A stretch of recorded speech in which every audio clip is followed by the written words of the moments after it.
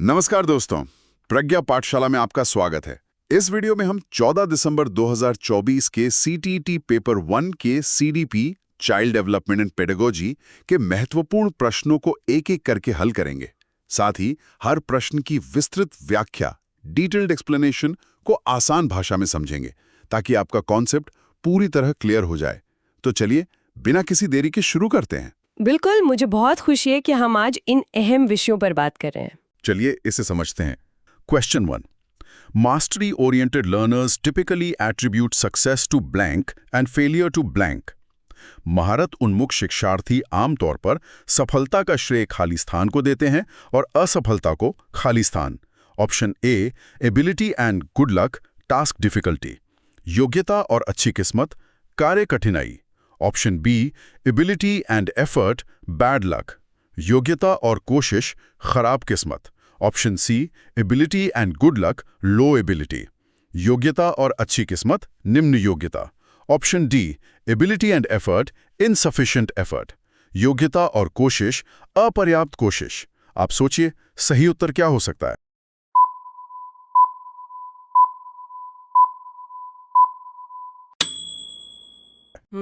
सही उत्तर है ऑप्शन डी। देखिए, जो मास्टरी ओरिएंटेड यानी महारत उन्मुख शिक्षार्थी होते हैं, वो हमेशा नई स्किल सीखने पर ध्यान देते हैं।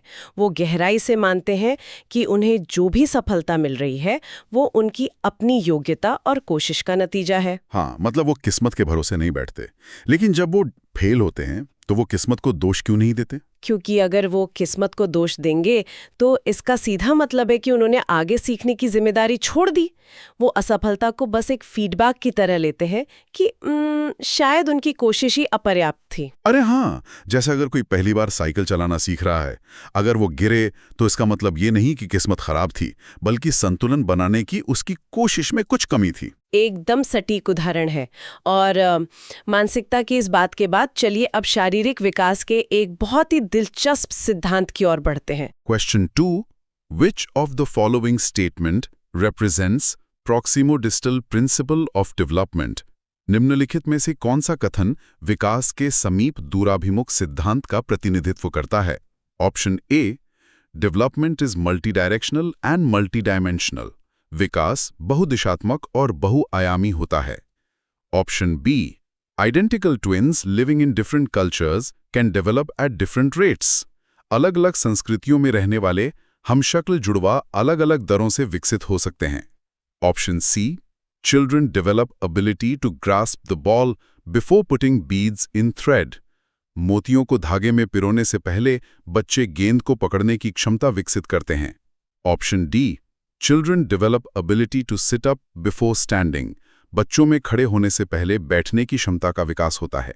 आप सोचिए, सही उत्तर क्या हो सकता है?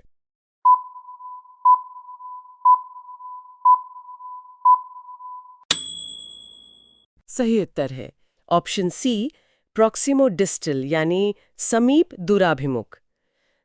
समीप का मतलब है पास यानी केंद्र और डिस्टल का मतलब है दूर। इंसानी शरीर में विकास हमेशा छाती या पेट के केंद्र से शुरू होकर बाहर हाथ और उंगलियों की ओर जाता है। अच्छा, तो ये एक पेड़ के बढ़ने जैसा है। मतलब पहले तना मजबूत होता है, फिर बड़ी शाखाएं आती हैं और उंगलियों जैसी छोटी पत्तियां सबसे अंत में विकसित होती हैं। इसीलिए बच्चा पहले पूरी बाह से बड़ी गेंद पकड़ना सीखता है ना? बिल्कुल। और उंगलियों से मोती पिरोने का बारीक काम वो बहुत बाद में कर पाता है। तो शरीर का विकास केंद्र से बाहर होता है, लेकिन हमारा संज्ञानात्मक या कॉग्निटिव विकास कैसे होता है, इसके लिए मनोवैज्ञानिक लेव वाइगोत्स्की के विचार जानना बहुत जरूरी है। To add thought and for self regulation, विचार और आत्मनियमन में सहायता के लिए। Option B, to provide self reinforcement when adults are ignoring them, आत्म सुदृढ़ीकरण प्रदान करने के लिए जब वयस्क उन्हें अनदेखा कर रहे हों। Option C, because they are egocentric, क्योंकि वे आत्म केंद्रित होते हैं। Option D, because their thought is illogical, क्योंकि उनकी सोच अतार्किक है। अब सोचिए, सही उत्तर क्या हो सकता है? सही उत्तर है ऑप्शन ए।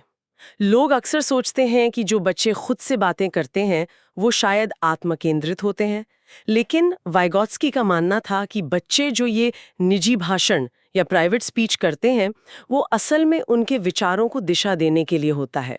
इसे सेल्फ रेगुलेशन कहते हैं। यहाँ बात बहुत ही दिलचस्प हो जाती है। मतलब ये तो हम बड़े भी करते हैं। जब हम कोई नया फर्नीचर जोड़ रहे होते हैं तो अक्सर खुद से बुदबुदाते हैं, अच्छा ये पेच यहाँ जाएगा। ये हमें फोकस रखने में मदद करता है। हाँ बिल्कुल, ये प्राइवेट स्पीच हमें रास्ता दिखाती है। लेकिन क्या होता है जब इस तरह के सामाजिक संचार या कम्युनिकेशन में बाधा आने लगती है? ये हमें अगले सवाल पर ले जाता है। Question 4, challenges in social communication are evident in. सामाजिक संचार में चुनौतियां किसमें स्पष्ट होती हैं? Option A, attention deficit hyper activity disorder, ध्यान न्यूनता अतिक्रियाशीलता विकार में। ऑप्शन बी, सेरेब्रल पाल्सी, मस्तिष्क पक्षाघात में। Option C, autism spectrum disorder, स्वलीन क्रम विकार में। ऑप्शन डी, लर्निंग डिसेबिलिटीज, अधिगमात्मक विकलांगता में। आप सोचिए, सही उत्तर क्या हो सकता है?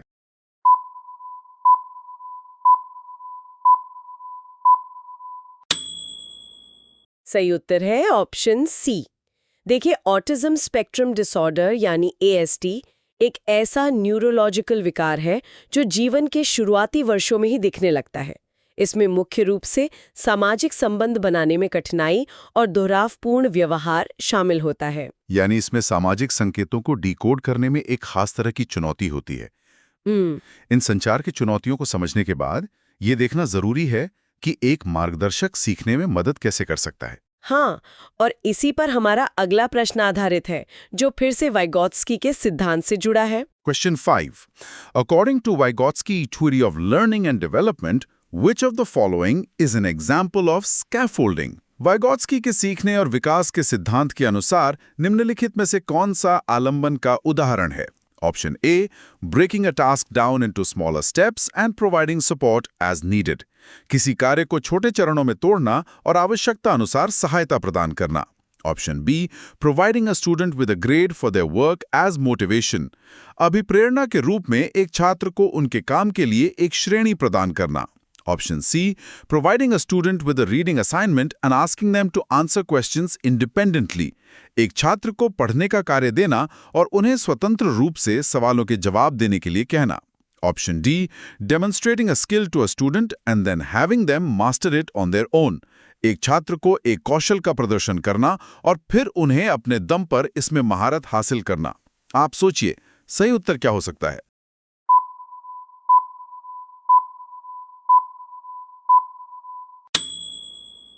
सही उत्तर है ऑप्शन ए।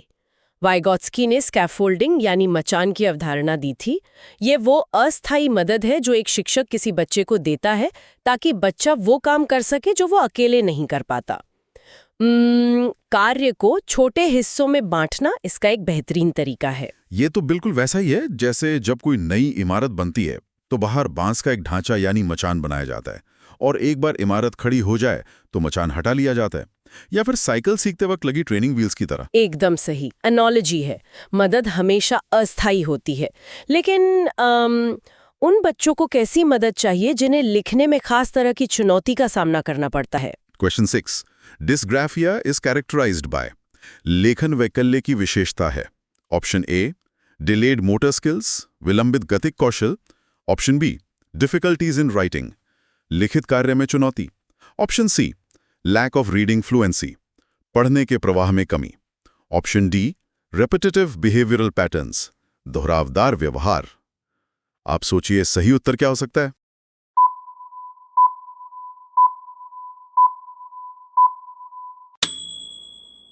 सही उत्तर है option B.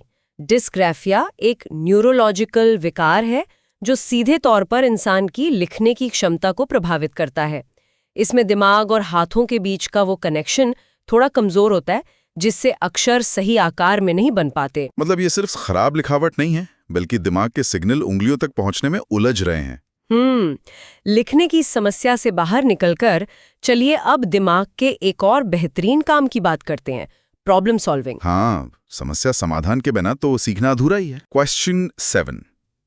In order to help students to become good problem solvers, a teacher should emphasize on the practice of. अच्छे समस्या समाधानकर्ता बनने में विद्यार्थियों की सहायता करने के लिए एक शिक्षक को निम्नलिखित में से किस प्रक्रिया पर बल देना चाहिए? Option A, focusing on information that confirms existing beliefs and preconceptions. ऐसी जानकारी पर ध्यान देना जो पहले से मौजूद विश्वासों और पूर्वाग्रहों की पुष्टि करे। Option B, approaching problems in a particular fixed fashion. समस्याओं को एक विशिष्ट निर्धारित तरीके से हल करना। Option C, breaking large complex problems into smaller manageable problems. बड़ी और जटिल समस्याओं को छोटी प्रबंधनीय समस्याओं में विभाजित करना। Option D, centering only on one particular piece of information related to the problem. समस्या से संबंधित जानकारी के केवल एक ही पहलू पर ध्यान केंद्रित करना। आप सोचिए, सही उत्तर क्या हो सकता है?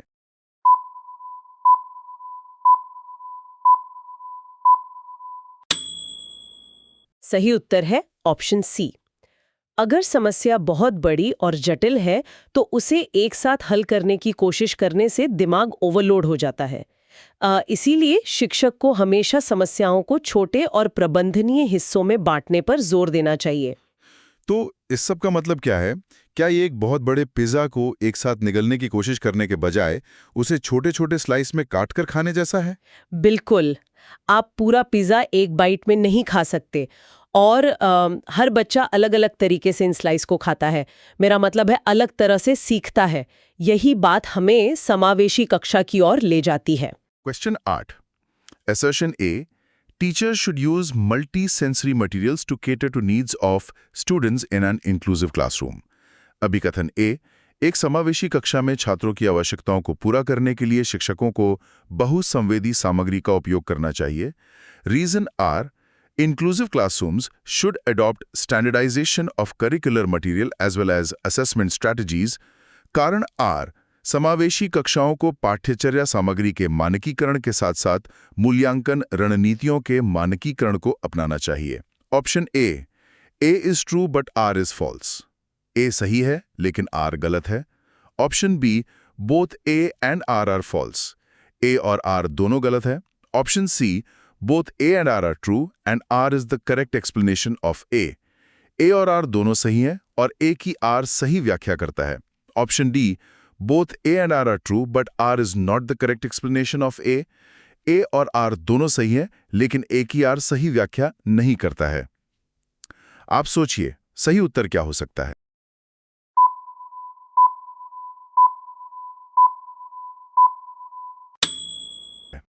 सही उत्तर है ऑप्शन ए। देखिए, अभिकथन ए बिल्कुल सही है। एक समावेशी कक्षा में दृष्टि, श्रवण और स्पर्श जैसी बहुसंवेदी सामग्री होनी ही चाहिए क्योंकि हर बच्चा अलग होता है। लेकिन कारण आर पूरी तरह गलत है। हाँ, क्योंकि अगर हम मानकीकरण या स्टैंडर्डाइजेशन अपना लेंगे तो लचीलापन खत्म हो जाएगा और बच्चों के लिए तो लचीलापन बहुत जरूरी है। एकदम सही। और अगर हर बच्चा अलग तरीके से सीखता है तो ज्ञान दिमाग में कैसे बनता है? क्या हमारा दिमाग वाकई एक खाली स्लेट होता है जिस पर कुछ भी लिखा जा सके? क्वेश्चन 9।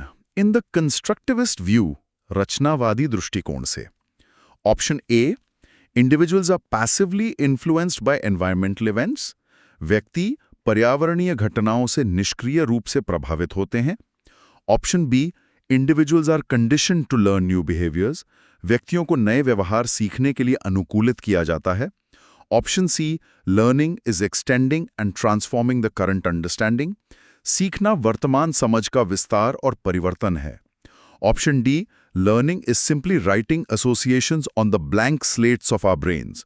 सीखना बस हमारे दिमाग की कोरी स्लेट पर संघों को लिखना है। आप सोचिए, सही उत्तर क्या हो सकता है?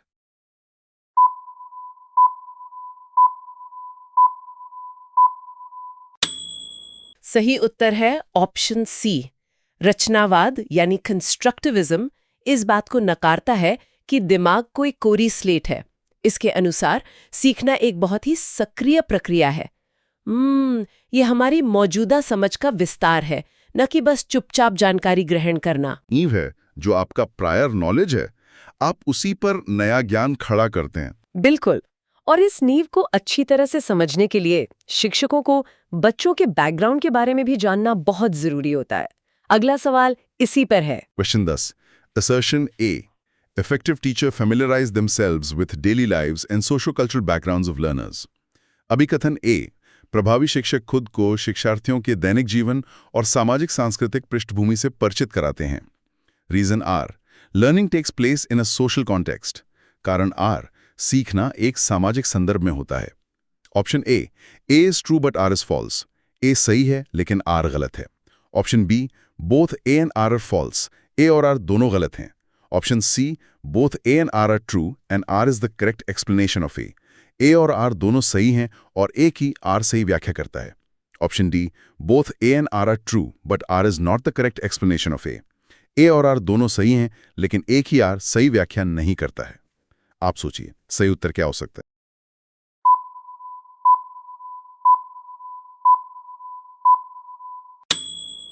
सही उत्तर है ऑप्शन सी। दोनों कथन बिल्कुल सही है।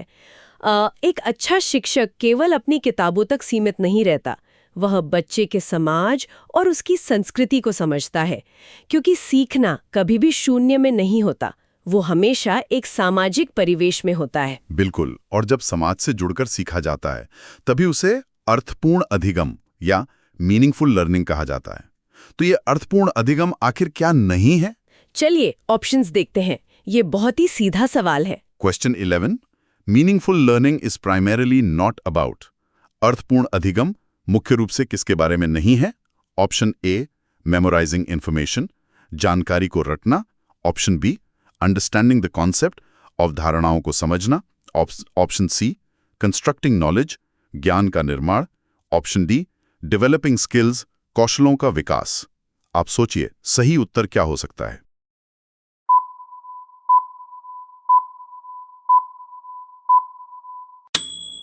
सही उत्तर है ऑप्शन ए। यह तो स्पष्ट है कि रटना कभी भी अर्थपूर्ण अधिगम नहीं हो सकता। अर्थपूर्ण अधिगम का मुख्य उद्देश्य हमेशा अवधारणाओं को समझना और नए कौशल विकसित करना होता है। अरे हाँ, तोते की तरह रट लेना कि आसमान नीला है ज्ञान नहीं है। ये समझना कि रोशनी कैसे बिखरती है वो असल ज्ञान है। बहुत खूब। और जब हम अर्थपूर्ण बातें कर ही रहे हैं तो समाज में फैले कुछ पूर्वाग्रहों की भी बात करते हैं, खासकर जेंडर को लेकर जो धारणाएं बनी हुई हैं। Question 12. Assertion A. Teacher should encourage boys of her class to participate in sports while assigning art decoration to girls. अभिकथन A. शिक्षिका को अपनी कक्षा के लड़कों को खेलों में भाग लेने के लिए प्रोत्साहित करना चाहिए, जबकि लड़कियों को कला अलंकरण के कार्य देने चाहिए। Reason R. Children acquire gender roles primarily because of the underlying biological differences. कारण R. बच्चे मुख्य रूप से अंतर्निहित जैविक भिन्नताएं के कारण जेंडर भूमिकाएं ग्रहण करते हैं। Option A is true but R is false. A सही है लेकिन R गलत है। Option B both A and R are false. A और R दोनों गलत हैं। Option C both A and R are true and R is the correct explanation of A. A और R दोनों सही है और A की R सही व्याख्या करता है।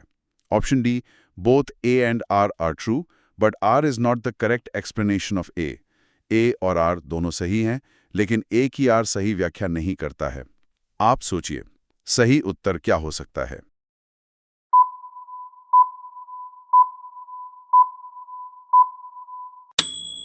सही उत्तर है ऑप्शन बी। ये दोनों ही कथन पूरी तरह से गलत हैं। बच्चों की रुचियां कभी भी उनके जेंडर से तय नहीं होती। लड़कियां खेलों में और लड़के कला में बहुत बेहतरीन हो सकते हैं। मतलब ये जो कहा जाता है कि जैविक भिन्नताओं के कारण रुचियां अलग होती हैं, वो सिर्फ एक जेंडर स्टीरियोटाइप है ना? बिल्कुल। जीव विज्ञान का रुचियों को इस तरह सीमित करने से कोई लेना देना नहीं है। और रुचियों की बात करें तो सीखने के तरीके भी सबकी रुचि के अनुसार बहुत अलग होते हैं। कुछ लोग बिना हिले डुले तो सीख ही नहीं पाते। Question 13. Kinesthetic learners prefer to learn through blank. गति संवेदी शिक्षार्थी खालिस्तान माध्यम से सीखना पसंद करते हैं। ऑप्शन ए सीइंग देखने, ऑप्शन बी टचिंग छूने, option C doing and moving करने और चलने फिरने, ऑप्शन डी लिसनिंग सुनने। आप सोचिए सही उत्तर क्या हो सकता है?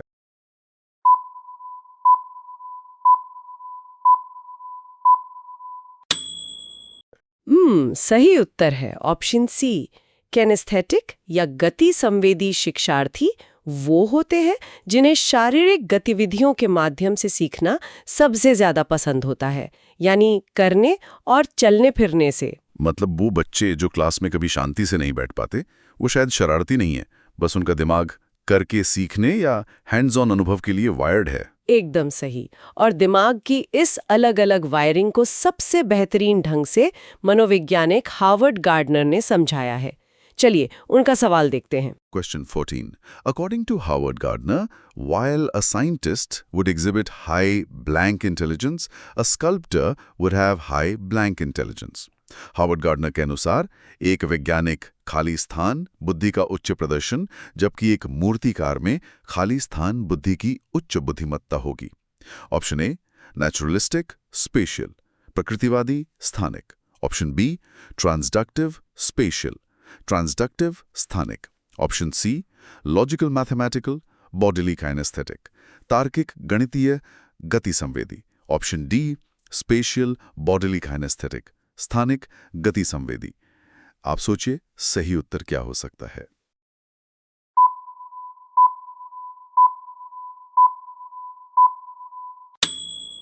सही उत्तर है ऑप्शन सी। गार्डनर के बहुबुद्धि सिद्धांत के अनुसार एक वैज्ञानिक में हमेशा तार्किक गणितीय क्षमता अधिक होती है। दूसरी तरफ एक मूर्तिकार को अपने हाथों और शरीर पर गजब का नियंत्रण चाहिए होता है, इसलिए उसमें गति संवेदी या बॉडीली काइनेस्थेटिक बुद्धि अधिक होगी। वाह, ये सच में दिमाग को खोलने वाला कॉन्सेप्ट है। अब इन सभी अलग अलग तरह के बच्चों को, जिनकी अलग बुद्धिमत्ता है, अलग जरूरतें हैं, इन सबको एक साथ कैसे लाया जाए? हाँ, समावेशन का ये सवाल आज के समय में सबसे जरूरी है। Question 15. Inclusion needs to be promoted through. समावेशन को बढ़ावा देने के लिए क्या आवश्यक है? नंबर 1 फ्लेक्सिबल करिकुलम, लचीला पाठ्यक्रम। नंबर 2 कोऑपरेटिव लर्निंग, सहयोगात्मक अधिगम। नंबर 3 सेग्रीगेशन एंड लेबलिंग, पृथक्करण और नामीकरण। नंबर 4 एक्सेसिबिलिटी ऑफ बिल्डिंग, सुगम्य इमारतें। Option A 2, 3 and 4, option B 1, 2, 3 and 4, option C 1, 2 and 3, option D 1, 2 and 4। आप सोचिए सही उत्तर क्या हो सकता है।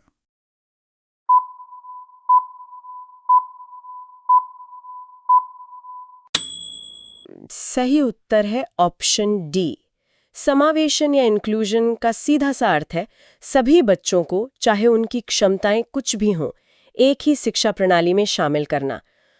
इसके लिए लचीला पाठ्यक्रम, सहयोग और सुगम इमारतें चाहिए।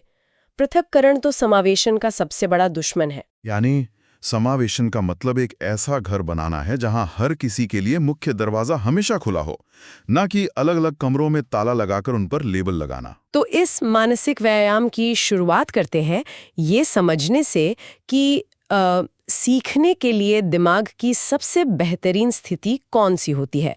हमारा सवाल है, जी बताइए। Children learn better if they experience. बच्चे जब ब्लैंक अनुभव करते हैं तो बेहतर रूप से सीखते हैं। ऑप्शंस देखते हैं। Option A low level of alertness during activity, गतिविधि के दौरान निम्न स्तर की सतर्कता। ठीक है। Option B moderate level of excitement to learn, सीखने के लिए मध्यम स्तर का उत्साह। Option C high degree of anxiety to perform, प्रदर्शन करने के लिए उच्च स्तर पर चिंता। जी। ऑप्शन डी लर्न्ड हेल्पलेसनेस, अधिगम विवशता। आप सोचिए सही उत्तर क्या हो सकता है।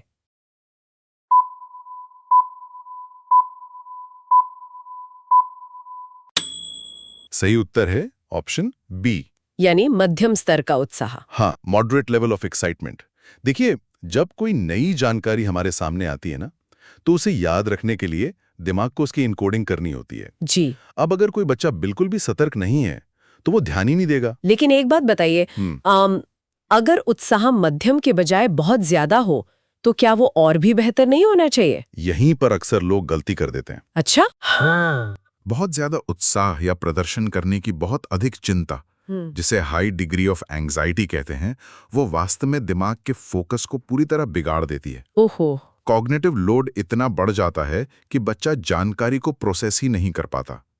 इसीलिए एक मॉडरेट एक्साइटमेंट एक आदर्श स्थिति है, जहां सीखने की हल्की सी भूख तो है लेकिन घबराहट बिल्कुल नहीं। समझ गए, मतलब दिमाग को तैयार होना चाहिए, बेकाबू नहीं। बिल्कुल। अब अगर दिमागी स्थिति के बाद शारीरिक क्षमता की बात करें तो छोटे बच्चों से हम क्या उम्मीद कर सकते हैं? ये रहा अगला सवाल। जी। Assertion A, children below the age of 5 और 6 years should not be pressurised to write properly and within the lines. अभिकथन ए, 5-6 वर्ष से कम उम्र के बच्चों को ठीक से और रेखाओं के भीतर लिखने के लिए दबाव नहीं डाला जाना चाहिए। और इसका कारण? Reason R, children gain a control of finer motor skills from 5-6 years onwards. ठीक है। कारण, बच्चे 5-6 साल के बाद गतिक कौशल का बेहतर नियंत्रण प्राप्त करते हैं। चूज द करेक्ट ऑप्शन, सही विकल्प चुने। ऑप्शंस क्या है? Option A, A is true but R is false. A सही है लेकिन R गलत है। जी। Option B, both A and R are false. A और R दोनों गलत है। Option C, both A and R are true and R is the correct explanation of A. A और R दोनों सही हैं और A की R सही व्याख्या करता है। ठीक है। Option D, both A and R are true but R is not the correct explanation of A. A और R दोनों सही हैं लेकिन A की R सही व्याख्या नहीं करता है। अब सोचिए सही उत्तर क्या हो सकता है?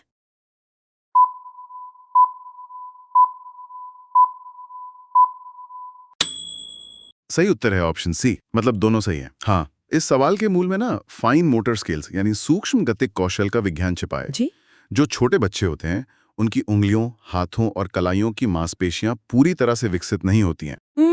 ये तो ऐसा ही हुआ जैसे किसी ऐसे व्यक्ति को जिम में 100 किलो वजन उठाने के लिए कहना जिसने कभी कोई व्यायाम न किया हो। एकदम सटीक उदाहरण है।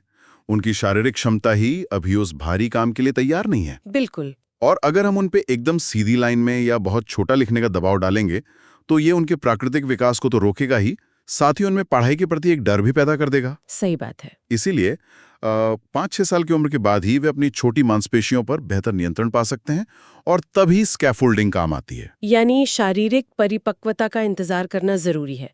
लेकिन जब बात दुनिया को समझने की आती है तो बच्चे इंतजार नहीं करते। बिल्कुल नहीं। वे अपनी खुद की थ्योरी बना लेते हैं। जैसा कि हमने शुरुआत में बाल्टी और बारिश की बात की थी, उसी से जुड़ा है हमारा अगला सवाल। चलिए देखते हैं। Children often come up with their own explanations of events around them. जी। बच्चे अक्सर अपने आसपास की घटनाओं की अपनी व्याख्या लेकर आते हैं। On being probed as to why does it rain, Sia says, God was tired of carrying the buckets of water on his shoulders. बारिश क्यों होती है ये पूछे जाने पर सिया कहती है, भगवान अपने कंधों पर पानी की बाल्टियां ढो ढोकर थक चुके थे। Such explanations, ऐसी व्याख्याएं। ऑप्शंस बताइए। Option A, depict that children have an egocentric view and cannot consider others' viewpoint.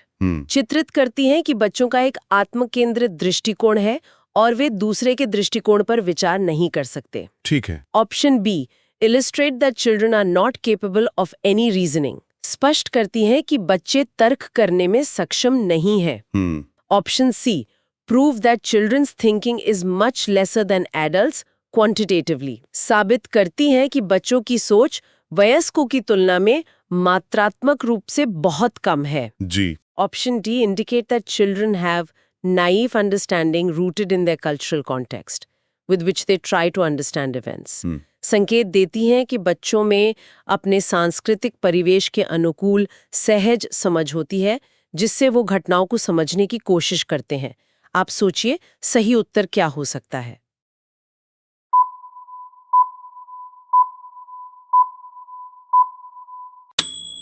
सही उत्तर है ऑप्शन डी, सहज समझ। हाँ। देखिए, बच्चे दुनिया को एक खाली स्लेट की तरह नहीं देखते। वे अपने अनुभवों से नाइव अंडरस्टैंडिंग यानी एक सहज समझ विकसित करते हैं। बिल्कुल। सिया का ये जवाब कि भगवान बाल्टियां ढोकर थक गए, ये कोई बेवकूफी नहीं है। हाँ माँ, मुझे भी याद है बचपन में जब बिजली कड़कती थी तो मैं सोचती थी कि आसमान में कुछ बहुत बड़े लोग पत्थर आपस में टकरा रहे हैं। हाँ जी। तो क्या इसका मतलब ये है कि हमारी सोच वयस्कों से कम थी? कम नहीं थी, बस अलग थी। बच्चे ना तर्कहीन नहीं होते, वे बस अपने उपलब्ध ज्ञान और परिवेश की सीमाओं के भीतर तर्क गढ़ रहे होते हैं। सही बात है। वे अपने आसपास बिखरी हुई सांस्कृतिक जानकारी को जोड़कर एक अर्थ निकालने का शानदार काम करते हैं। और इसी अर्थ निकालने की प्रक्रिया के विकास को एक बहुत बड़े मनोवैज्ञानिक ने चरणों में बांटा है। जीन पियाजे। बिल्कुल। आइए देखते हैं हमारा अगला प्रश्न। पियाजे described cognitive development as occurring in. पियाजे ने संज्ञानात्मक विकास का किस प्रकार वर्णन किया है? Options. Option A, a continuous continuum, एक सतत निरंतरता के रूप में। ठीक। Option B, 4 overlapping culture specific stages, 4 अतिव्यापी संस्कृति विशिष्ट चरण में। Option C, four qualitatively different stages, 4 गुणात्मक रूप से भिन्न चरण में। जी। ऑप्शन डी, 3 प्रोग्रेसिव लेवल्स, 3 प्रगतिशील स्तर में। आप सोचिए सही उत्तर क्या हो सकता है?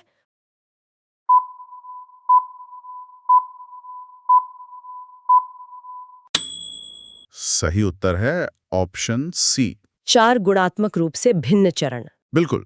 जीन पियाजे का मानना था कि बच्चों की सोच का विकास सिर्फ मात्रा में नहीं बढ़ता, बल्कि उसके गुण यानी क्वालिटी बदलती है। इसीलिए उन्होंने 4 क्वालिटेटिवली डिफरेंट स्टेजेस की बात की। सेंसरी मोटर जो जन्म से 2 वर्ष तक है, फिर प्री ऑपरेशनल, फिर कॉन्क्रीट ऑपरेशनल और आखिर में फॉर्मल ऑपरेशनल। थोड़ा रुकिए, गुणात्मक रूप से भिन्न का असल में क्या मतलब है? क्या विकास एक लगातार चलने वाली प्रक्रिया नहीं है, जैसे किसी पेड़ का बढ़ना? ये बहुत अच्छा सवाल है।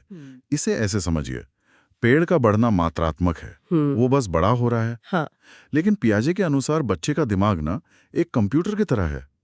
उम्र के साथ वो सिर्फ ज्यादा फाइलें या डेटा स्टोर नहीं कर रहा, अच्छा। बल्कि उसका पूरा का पूरा ऑपरेटिंग सिस्टम अपडेट हो रहा है। अच्छा। हर नए चरण में बच्चा दुनिया को प्रोसेस करने का एक बिल्कुल नया और ज्यादा उन्नत तरीका सीख लेता है। वाह, सॉफ्टवेयर अपडेट वाला ये उदाहरण वाकई चीजें साफ कर देता है। जी। अब अगर बच्चों की सोच लगातार अपडेट हो रही है, तो उनकी सामाजिक समझ भी बदलती है, जैसे कि वो जेंडर को कैसे देखते हैं।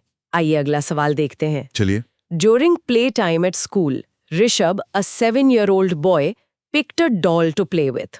विद्यालय में खेलने के समय ऋषभ, एक 7 वर्षीय लड़के ने खेलने के लिए एक गुड़िया उठाई। Some of his peers made fun of him for his choice of toy. जी। उसके कुछ साथियों ने उसकी इस पसंद के खिलौने के लिए उसका मजाक उड़ाया। As a teacher who wants his students to grow up with gender role flexibility, which of the following would be the best response to the situation by the teacher? ठीक है। एक शिक्षक जो अपने विद्यार्थियों में लैंगिक भूमिका के संदर्भ में लचीलापन विकसित करना चाहता है, कोई स्थिति में निम्नलिखित में से कौन सी प्रतिक्रिया देनी चाहिए? ऑप्शंस देखते हैं। Option A, talk to Rishabh that dolls are suitable for girls and boys should not play with dolls. Rishabh से बात करनी चाहिए कि गुड़िया लड़कियों के लिए उपयुक्त हैं और लड़कों को गुड़िया के साथ नहीं खेलना चाहिए। Option B, tell Rishabh that he should play with something else because his friends won't approve of him playing with dolls. Rishabh से कहना चाहिए कि वह किसी और खिलौने के साथ खेले क्योंकि उसके दोस्तों को ये मंजूर नहीं है कि वो गुड़िया के साथ खेले। जी। Option C, let Rishabh play with a doll and tell other children that they can also choose any toy of their choice. Rishabh को गुड़िया के साथ खेलने देना चाहिए और दूसरे बच्चों को कहना चाहिए कि वे भी अपनी पसंद का कोई खिलौना चुन सकते हैं। Option D, quietly take away the doll and give a car toy to Rishabh without saying anything. बिना कुछ कहे गुड़िया को हटा देना चाहिए और ऋषभ को खेलने के लिए कार दे देनी चाहिए। आप सोचिए सही उत्तर क्या हो सकता है?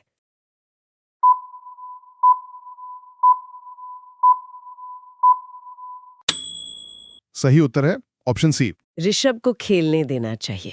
हाँ, जेंडर रोल फ्लेक्सिबिलिटी या लैंगिक लचीलेपन का मतलब है बच्चों को उन अदृश्य सामाजिक बेड़ियों से आजाद करना जो तय करती हैं कि लड़के क्या करेंगे और लड़कियां क्या करेंगी। ये तो बहुत बुनियादी बात लगती है कि खिलौनों का कोई जेंडर नहीं होता, लेकिन फिर भी अक्सर लोग ऑप्शन डी की तरह चुपचाप खिलौना बदल देते हैं ताकि विवाद न हो। और वहीं सबसे बड़ी गलती होती है। कैसे? देखिए, एक शिक्षक का काम सिर्फ सिलेबस पूरा करना नहीं है। उनका काम क्लासरूम में मौजूद इन अदृश्य पूर्वाग्रहों को सक्रिय रूप से तोड़ना है। बिल्कुल। ऋषभ को गुड़िया के साथ खेलने देकर शिक्षक न केवल उसे स्वीकार कर रहा है, बल्कि बाकी बच्चों के लिए भी एक सुरक्षित माहौल बना रहा है जहां पसंद की आजादी रूढ़िवादिता से ऊपर है। एकदम सही। अब ये तो स्पष्ट है कि बचपन में मिले ये शुरुआती अनुभव बहुत गहरे तक असर करते हैं। जी। लेकिन क्या इस प्रभाव का कोई खास समय या विंडो होती है? इसी से जुड़ा है हमारा अगला सवाल। देखते हैं। In developmental terms, a time frame where an individual upholds an amplified sensitivity to particular incentives for developing particular skills to function in an efficient manner is referred to as blank of development. विकास के संदर्भ में समय सीमा जिसमें एक व्यक्ति विशिष्ट उत्प्रेरणाओं के प्रति परिवर्धित संवेदनशीलता रखता है, जिससे कि वो कुशल तरीके से कार्य करने के लिए विशेष कौशल विकसित कर सके, वो विकास की ब्लैंक कहलाई जाती है। ऑप्शंस क्या हैं? ऑप्शन ए इंसेंटिव पीरियड, प्रोत्साहन अवधि। ठीक। ऑप्शन बी स्टिम्युलस पीरियड, उत्प्रेरक अवधि। ऑप्शन सी क्रिटिकल पीरियड, चुनौतीपूर्ण या संवेदनशील अवधि। जी। ऑप्शन डी एनकोडिंग पीरियड, कूटलेखन या एनकोडिंग अवधि। आप सोचिए सही उत्तर क्या हो सकता है।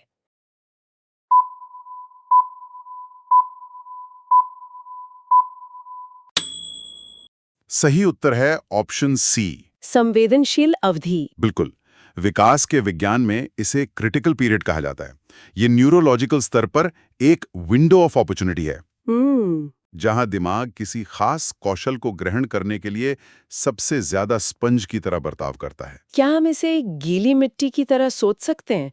मतलब जब मिट्टी गीली होती है तो उसे कोई भी आकार देना बहुत आसान होता है। हाँ, लेकिन एक बार जब वो सूख जाए यानी क्रिटिकल पीरियड निकल जाए तो उसे आकार देना लगभग नामुमकिन सा हो जाता है। एकदम सही। भाषा इसका सबसे बड़ा उदाहरण है। बचपन के शुरुआती सालों में बच्चा बिना किसी ग्रामर की किताब के पूरी भाषा सीख लेता है। जी। लेकिन अगर किसी कारण से पहले 5-7 सालों में बच्चे को भाषा सुनने का माहौल ही ना मिले, तो क्रिटिकल पीरियड खत्म होने के बाद उसके लिए कोई भी भाषा स्वाभाविक रूप से सीखना बेहद मुश्किल हो जाएगा। बहुत ही शानदार। लेकिन क्या होगा अगर इस संवेदनशील अवधि के दौरान बच्चे का दिमाग उस तरीके से काम ना करे जैसा कि आमतौर पर माना जाता है? जैसे कि ADHD के मामले में। आइए अगला प्रश्न देखें। जी। In order to cater to needs of students struggling with attention deficit hyperactivity disorder, teachers should avoid.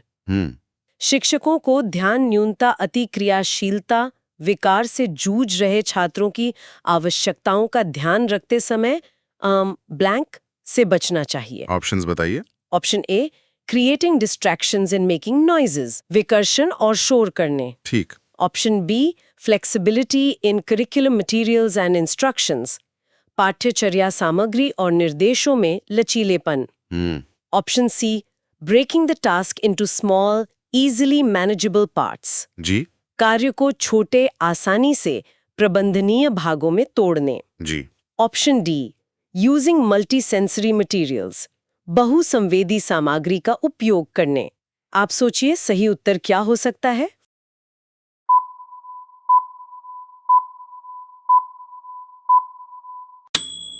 सही उत्तर है ऑप्शन ए, विकर्षण और शोर से बचना चाहिए। बिल्कुल। ADHD यानी attention deficit hyper activity disorder वाले बच्चों के लिए डिस्ट्रैक्शंस एंड नॉइजेस सबसे खतरनाक चीजें हैं। मेरी एक शंका है, क्या एक बिल्कुल शांत और बिना किसी शोर वाला कमरा उन्हें अंडर स्टिम्युलेटेड महसूस नहीं कराएगा? ये अच्छा पॉइंट है, लेकिन ADHD में मुख्य समस्या वर्किंग मेमोरी और ध्यान को एक जगह रोके रखने की होती है। अच्छा। उनका दिमाग ना पहले से ही हर छोटी चीज को लेकर अति संवेदनशील होता है। अगर माहौल में शोर या ध्यान भटकाने वाली चीजें होंगी तो उनका दिमाग उस गैर जरूरी जानकारी को फिल्टर नहीं कर पाएगा और वे पूरी तरह से विचलित हो जाएंगे।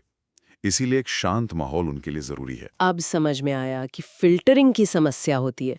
चलिए ध्यान और फोकस से आगे बढ़कर अब नैतिकता यानी सही गलत की समझ पर चलते हैं। जी। Lawrence Kohlberg argued that. Lawrence Kohlberg ने तर्क दिया है। Options. Option A Moral development in children occurs in a continuous manner. बच्चों में नैतिक विकास निरंतर रूप से होता है। ठीक। Option B there are cultural differences in moral reasoning of children. बच्चों के नैतिक तर्क में सांस्कृतिक अंतर होते हैं। Option C moral development occurs progressively in stages. नैतिक विकास क्रमिक चरणों में होता है। जी। Option D There are gender differences in moral reasoning of children. बच्चों के नैतिक तर्क में लिंग भेद होते हैं। आप सोचिए सही उत्तर क्या हो सकता है।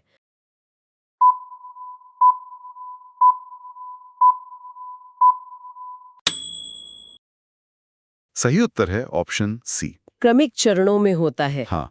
लॉरेंस कोहलबर्ग ने मॉरल डेवलपमेंट यानी नैतिक विकास का एक बहुत ही गहरा सिद्धांत दिया है। उनका तर्क था कि नैतिकता कोई ऐसी चीज नहीं है जो जन्म से हमारे अंदर होती है, बल्कि ये एक सीढ़ी की तरह क्रमिक चरणों में या प्रोग्रेसिव स्टेजेस में विकसित होती है। क्या हर कोई इस सीढ़ी के सबसे ऊपरी स्तर तक पहुंच पाता है? जरूरी नहीं। कोहलबर्ग ने इसे 3 मुख्य स्तरों में बांटा है। प्री कन्वेंशनल, जहां सजा से बचने के लिए नियम माने जाते हैं। फिर कन्वेंशनल, जहां समाज की नजरों में अच्छा बनने के लिए नियम माने जाते हैं। और आखिर में पोस्ट कन्वेंशनल, जहां इंसान खुद के बनाए व्यापक नैतिक सिद्धांतों पर चलता है। अच्छा। और कई लोग तो जीवन भर कन्वेंशनल स्टेज पर ही रह जाते हैं। ये तो बहुत ही गहरी बात है। और इसी कन्वेंशनल स्टेज से जुड़ा है हमारा अगला सवाल, जो इस सिद्धांत को और साफ करेगा। चलिए देखते हैं। At which level of Kohlberg's moral development does individuals' ethical behavior mainly depend on the mindset that what do people think of me? Kohlberg के नैतिक विकास के किस चरण में व्यक्ति का नैतिक व्यवहार मुख्य रूप से इस मानसिकता पर निर्भर करता है, लोग मेरे बारे में क्या सोचते हैं? ऑप्शंस बताइए। ऑप्शन ए पोस्ट कन्वेंशनल, उत्तर पारंपरिक। ठीक। ऑप्शन बी नॉन कन्वेंशनल, गैर पारंपरिक। Option C pre conventional. जी। ऑप्शन डी कन्वेंशनल, पारंपरिक। आप सोचिए सही उत्तर क्या हो सकता है?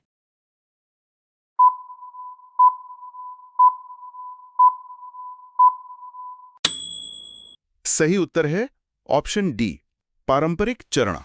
बिल्कुल, जैसा कि हमने अभी बात की, ये कन्वेंशनल स्टेज है।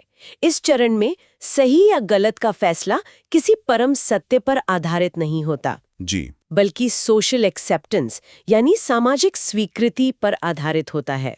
मतलब 4 लोग क्या कहेंगे वाली जो मानसिकता हमारे समाज में बहुत आम है, वो असल में कोहलबर्ग के इसी नैतिक चरण का उदाहरण है। एकदम सही पकड़ा आपने।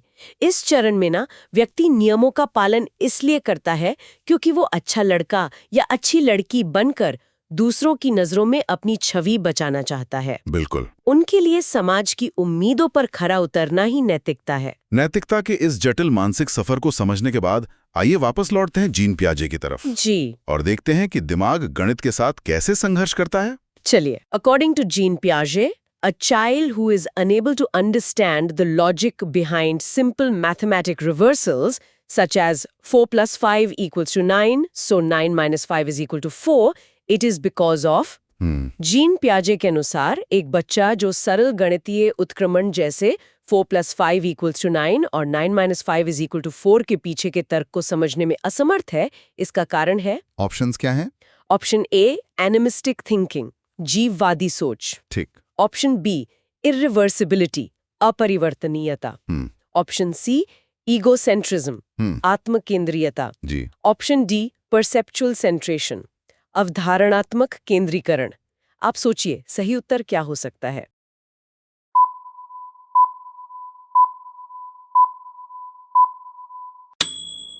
सही उत्तर है ऑप्शन बी, अपरिवर्तनीयता। हाँ, इसे इरिवर्सिबिलिटी कहते हैं। पियाजे के अनुसार पूर्व संक्रियात्मक अवस्था यानी प्री ऑपरेशनल स्टेज में बच्चे किसी भी प्रक्रिया या घटना को मानसिक रूप से उल्टा नहीं कर पाते। ये तो ऐसा लगता है जैसे उनके दिमाग में बस वन वे स्ट्रीट हो।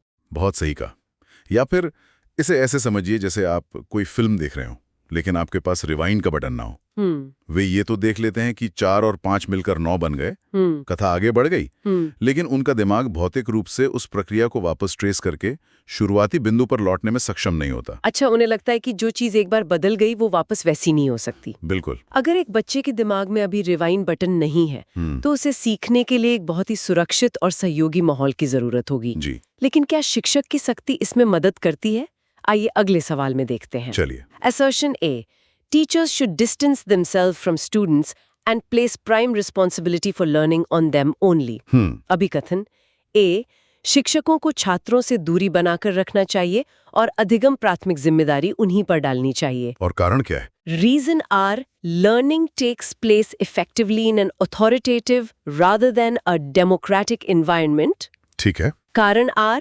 अधिगम एक लोकतांत्रिक वातावरण के बजाय एक एकाधिकारवादी वातावरण में प्रभावी ढंग से होता है। चूज द करेक्ट ऑप्शन, सही विकल्प चुने। ऑप्शंस बताइए। Option A is true but R is false. A सही है लेकिन आर गलत है। Option B both A and R false. A और आर दोनों गलत हैं। जी। Option C both A and R true and R is the correct explanation of A. ठीक। ए और आर दोनों सही हैं और ए की आर सही व्याख्या करता है। ठीक। Option D both A and R true but R is not the correct explanation of ए।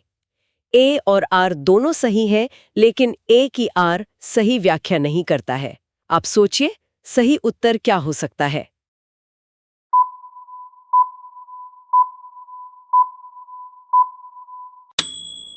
सही उत्तर है ऑप्शन बी। मतलब दोनों ही गलत हैं। पूरी तरह से गलत हैं। पहला कथन कहता है कि शिक्षकों को दूरी बनानी चाहिए, जो कि आधुनिक शिक्षा शास्त्र के बिल्कुल खिलाफ है।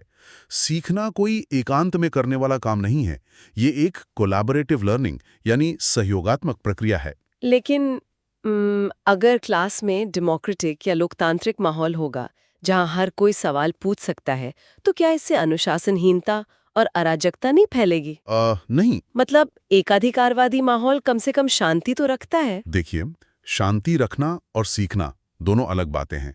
तानाशाही या डराने वाले माहौल में आप बच्चों को आज्ञाकारी तो बना सकते हैं, लेकिन आप उनमें आलोचनात्मक सोच या क्रिटिकल थिंकिंग विकसित नहीं कर सकते। सही कहा। एक लोकतांत्रिक वातावरण बच्चों को गलतियां करने और उनसे बिना डरे सीखने की आजादी देता है, जो कि वास्तविक ज्ञान के लिए सबसे जरूरी है। ये बहुत ही स्पष्ट बात है और इसी सहयोगी माहौल से जुड़ा हुआ है हमारा अगला कंसेप्ट, जो एक और महान विचारक के सिद्धांत पर आधारित है। जी। Assertion A, scaffolding provided by the teachers hinders the learning process of children.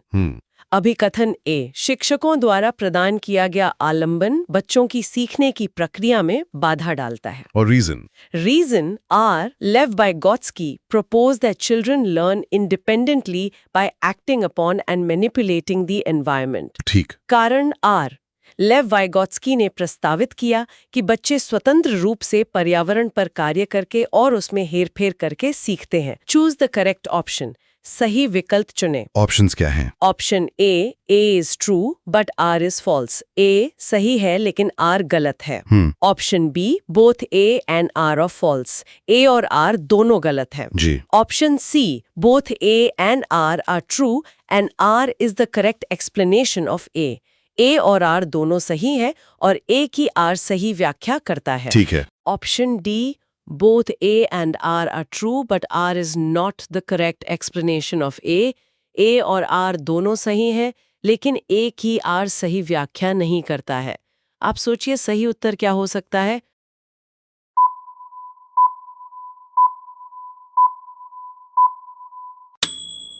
सही उत्तर है ऑप्शन बी। यहां भी दोनों गलत हैं। जी। चलिए पहले स्कैफोल्डिंग या आलंबन को समझते हैं। स्कैफोल्डिंग का मतलब है वो अस्थायी मदद जो एक शिक्षक या बड़ा व्यक्ति बच्चे को कुछ नया सीखने के लिए देता है। रुकिए, लेकिन अगर हम बच्चे की मदद करेंगे तो क्या वो हम पर निर्भर नहीं हो जाएगा? ये तो चम्मच से खिलाने जैसा हुआ ना, जो स्वतंत्र रूप से सीखने में बाधा डालता है। ये एक बहुत बड़ी गलतफहमी है। स्कैफोल्डिंग का मतलब बच्चे के लिए काम करना नहीं है। इसे साइकिल में लगे ट्रेनिंग व्हील्स की तरह समझिए। अच्छा। आप तब तक सपोर्ट देते हैं जब तक बच्चा संतुलन बनाना नहीं सीख जाता, और फिर आप चुपचाप हाथ हटा लेते हैं। ये बाधा नहीं, एक पुल है। वाह। और जहां तक दूसरे कथन की बात है, लेव वाइगोत्स्की ने कभी नहीं कहा कि बच्चे अकेले सीखते हैं। उनका पूरा सिद्धांत ही सोशल इंटरैक्शन या सामाजिक संपर्क पर टिका था। अकेले पर्यावरण से सीखने की बात पियाजे ने कही थी, वाइगोत्स्की ने नहीं। बहुत ही शानदार तरीके से आपने दोनों विचारकों का अंतर स्पष्ट कर दिया। जी। अब जब हम समझ गए हैं कि माहौल कैसे मदद करता है, तो सवाल ये उठता है कि बच्चे को उस माहौल का उपयोग करने के लिए क्या प्रेरित करता है। हाँ। अगला सवाल देखते हैं। चलिए। Which of the following correctly describes extrinsic motivation? निम्न में से कौन सा बाहरी अभिप्रेरणा का सही वर्णन करता है? ऑप्शंस बताइए। Option A, motivation that comes from environmental consequences. अभिप्रेरणा जो वातावरणीय परिणामों से आती है। ठीक। Option B, motivation that comes from a sense of personal satisfaction. Option C, motivation that comes from personal enjoyment of the task, अभिप्रेरणा जो कार्य के व्यक्तिगत आनंद से आती है। जी। Option D, motivation that comes from internal factors, अभिप्रेरणा जो आंतरिक कारकों से आती है। आप सोचिए, सही उत्तर क्या हो सकता है?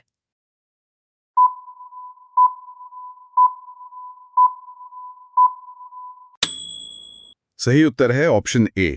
जो वातावरणीय परिणामों से आती है। बिल्कुल। मोटिवेशन ना दो तरह की होती है, आंतरिक यानी इंट्रिंसिक और बाहरी यानी एक्सट्रिंसिक। जब बच्चा कोई काम सिर्फ इसलिए करता है क्योंकि उसे वो काम करने में मजा आ रहा है, तो वो आंतरिक है। और जब वो कोई काम किसी इनाम के लालच में या सजा से बचने के लिए करे, तो वो बाहरी अभिप्रेरणा है। एकदम सही। लेकिन क्या बाहरी अभिप्रेरणा हमेशा बुरी होती है? हमेशा बुरी नहीं होती, लेकिन ये टिकाऊ नहीं होती। ये एनवायरमेंटल कॉन्सिक्वेंसेस यानी पर्यावरण के परिणामों पर निर्भर करती है। जी। अगर आप बच्चे को हर बार होमवर्क करने पर चॉकलेट देंगे, तो जिस दिन चॉकलेट नहीं मिलेगी वो होमवर्क नहीं करेगा। इसलिए शिक्षा का अंतिम लक्ष्य हमेशा बच्चे में आंतरिक प्रेरणा जगाना होना चाहिए। बहुत खूब। अब हम इस यात्रा के एकदम शुरुआती पड़ाव पर चलते हैं, जब बच्चा शिशु होता है। जी। 2 important cognitive development milestones of sensory motor stage of Piaget's theory of cognitive development are पियाजे के संज्ञानात्मक विकास के सिद्धांत के संवेदी चालक अवस्था के 2 महत्वपूर्ण संज्ञानात्मक विकास मील के पत्थर हैं। Options? Option A, animism and transformation, जीववाद और परिवर्तन। ठीक। Option B, classification and seriation, वर्गीकरण और क्रमबद्धता। Option C, object permanence and deferred imitation, वस्तु स्थायित्व और आस्थगित अनुसरण। जी।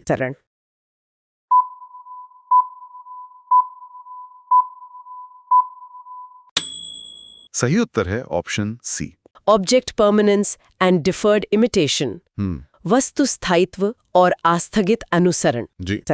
हाँ, सेंसरी मोटर स्टेज यानी जन्म से लेकर 2 साल तक की अवस्था। सुनने में ऑब्जेक्ट परमानेंस या वस्तु स्थायित्व बहुत भारी शब्द लग सकता है और कोई सोच सकता है कि छोटे बच्चे में इसका क्या काम। हाँ, इसका आसान मतलब क्या है? इसका मतलब है ये समझ जाना कि जो चीज आंखों के सामने नहीं है, उसका वजूद फिर भी कायम है।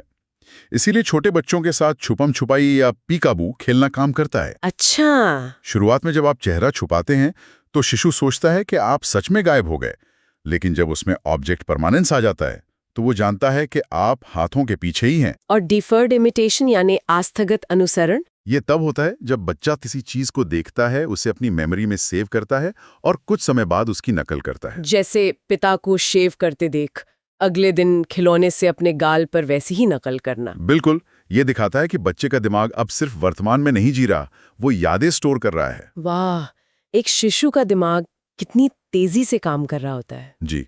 चलिए, अब आज के हमारे आखिरी सवाल की तरफ बढ़ते हैं, जो इस पूरी चर्चा का निचोड़ भी है। देखते हैं। चिल्ड्रन, बच्चे। ऑप्शंस बताइए। Option A, are born unruly and need to be socialized, अनियंत्रित पैदा होते हैं और उन्हें सामाजिक होने की आवश्यकता होती है। ठीक। Option B, come into this world with genetic codes that determine their destiny, इस दुनिया में आनुवंशिक कोड के साथ आते हैं जो उनकी नियति तय करते हैं। Option C, are greatly influenced by the socio-cultural context they grow up in, उस सामाजिक सांस्कृतिक संदर्भ से बहुत प्रभावित होते हैं जिसमें वे बड़े होते हैं। Option D, come into this world as tabula rasa और blank slate, इस संसार में खाली स्लेट या कोरी पट्टी के रूप में आते हैं। आप सोचिए, सही उत्तर क्या हो सकता है?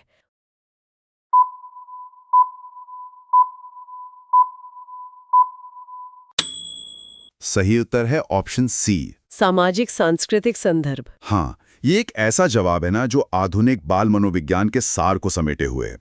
बच्चे अपने सोशियो कल्चरल कॉन्टेक्स्ट यानी सामाजिक सांस्कृतिक संदर्भ से सबसे ज्यादा गहराई से जुड़े होते हैं और प्रभावित होते हैं। यानी न तो वे पूरी तरह से अपने जीन्स के गुलाम हैं कि उनकी नियति पहले से तय हो, बिल्कुल नहीं, और न ही वे कोई खाली स्लेट हैं जिन पर कुछ भी लिखा जा सके।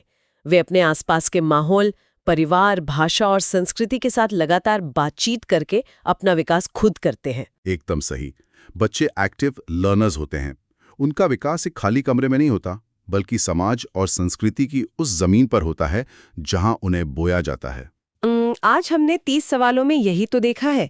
बच्चे समाज और संस्कृति से बहुत गहराई से प्रभावित होते हैं। वो कोई खाली स्लेट नहीं है। नहीं, और न ही वो सिर्फ अपने जेनेटिक्स से बंधे हैं। उनकी भाषा, उनके मूल्य, सब कुछ उनके परिवेश से ही आकार लेते हैं। तो सार यही निकलता है कि बच्चे का दिमाग कोई मशीन नहीं है। उसका विकास समाज, शिक्षक के लचीलेपन और सही माहौल का नतीजा है। बिल्कुल। और हमें क्या पढ़ाना है, इससे ज्यादा क्यों और कैसे पढ़ाना है, इस पर फोकस करना चाहिए। बहुत सही कहा। जाते जाते श्रोताओं के लिए एक विचारणीय प्रश्न। हमने देखा कि बच्चे का विकास परिवेश और समाज से जुड़ा है। जरा सोचिए, आज जब बच्चों का सबसे बड़ा परिवेश डिजिटल स्क्रीन्स और आर्टिफिशियल इंटेलिजेंस बन गए हैं, तो वाइगोत्स्की का सामाजिक संपर्क का सिद्धांत अब कैसे काम करेगा? क्या एआई ही बच्चों का नया स्कैफोल्डिंग प्रोवाइडर बनेगा? ये वाकई सोचने वाली बात है। तकनीक हमारे सीखने के तरीके को जड़ से बदल रही है। मैं हमारे साथ बने रहने के लिए बहुत बहुत धन्यवाद।